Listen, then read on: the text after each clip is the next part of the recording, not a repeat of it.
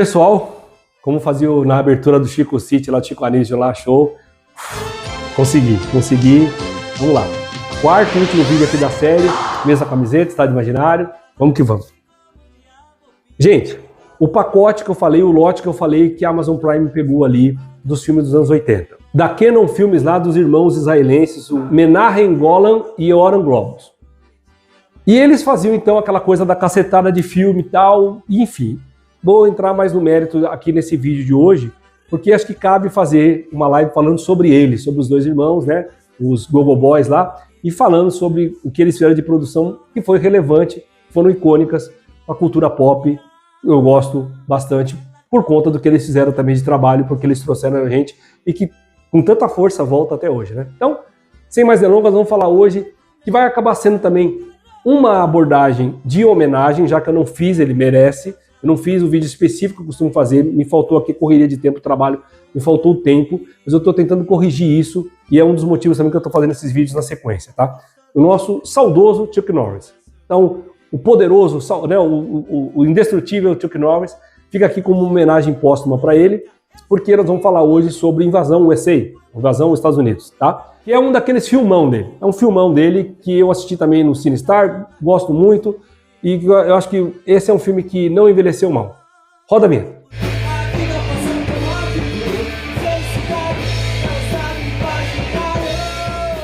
Bom, pessoal, mais um filme dos anos 80, mais precisamente 1985 também. Um filme com 1h47, bonzinho, legal. Esse podia ser maior, mas enfim, tá ali no tempo dele legal.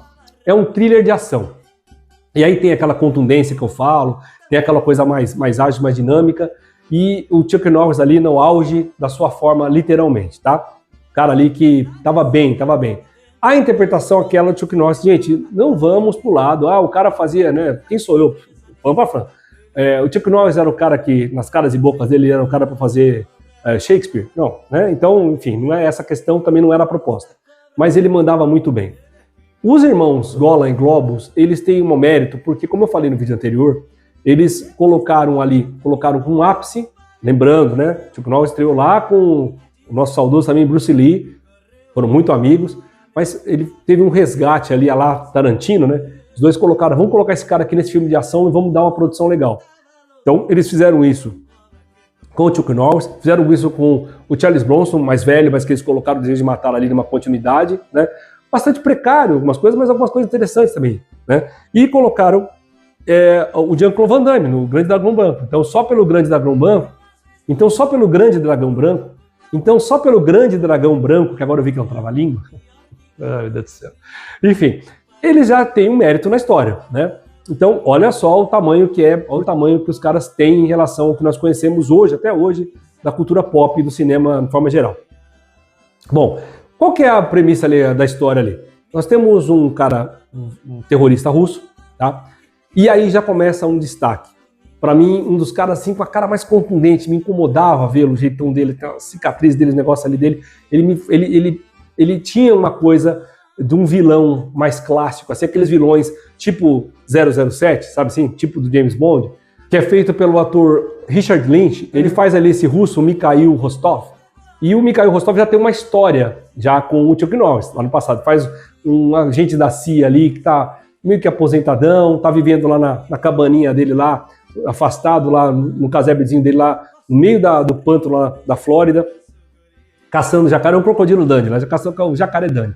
Ele tá lá caçando lá tal, e com um amigo dele de longa data, tem ali a vidinha dele e tal, no interior, de boa na lagoa, literalmente, de boa na lagoa.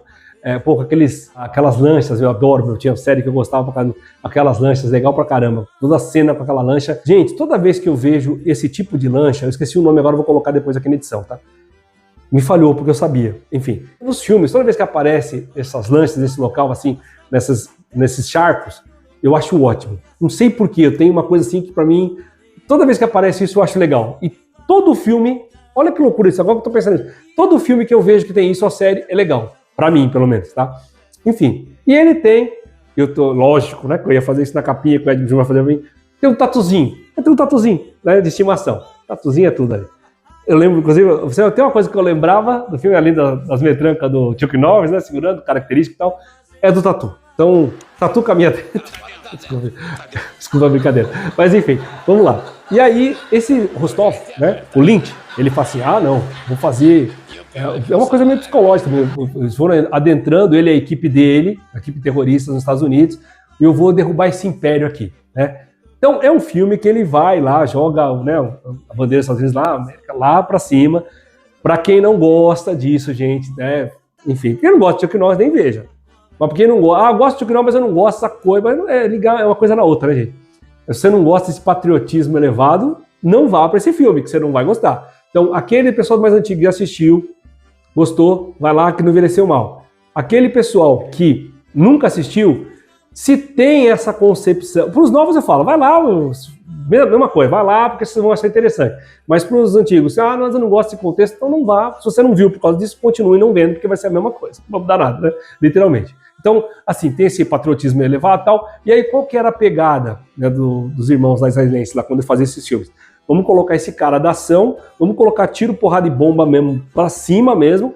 Vamos fazer algumas coisas que funcionam, e funciona, tá, gente? Ali, as explosões, os tiros, as lutas funcionam, e vamos deixar uma entrega lá num ápice, né? Lá em cima. Eles conseguiram entregar isso, eu acho que aí é que tá o mérito da questão. Por isso que é um dos grandes filmes do Chuck Norris. E para ficar registrado, às vezes você tá vendo esse vídeo, não sei se todo mundo vai ver todos, mas para ficar registrado uma coisa à parte, para quem entra pela primeira vez, a produtora Canon Filmes, ela começa em 67 e termina, vai à falência em 90, tá?